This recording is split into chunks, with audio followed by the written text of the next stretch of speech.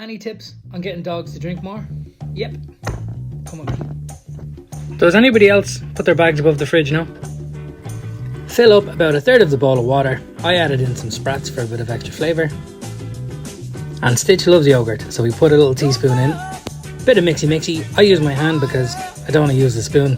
And then make my cup of tea with it. A little bit of impulse control.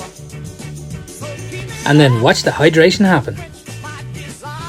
Make sure you give them loads of opportunities to go toilet so they don't go in the house. Use 100% natural yogurt. When you're doing this, think about it doggy style. Give me a follow. And let me know if it works for your dog.